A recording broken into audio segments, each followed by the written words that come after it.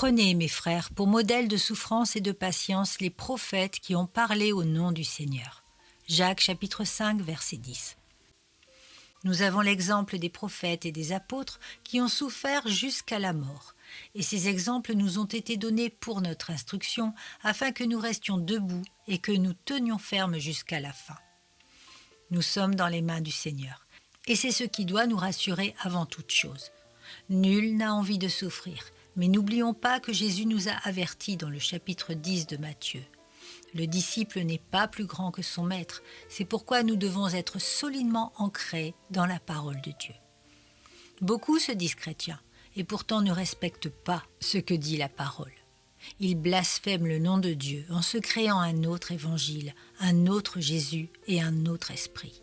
Ils s'érigent un Dieu à leur image au lieu de devenir conformes à l'image de Jésus-Christ.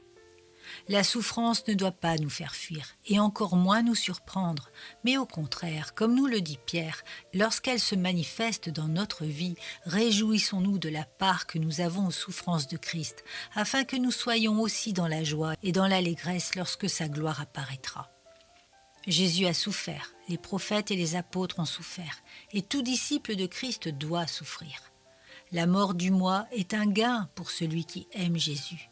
La souffrance produit la persévérance, qui elle-même produit la victoire. Alors n'ayons pas peur d'elle, mais acceptons-la comme une marque de notre appartenance à Christ.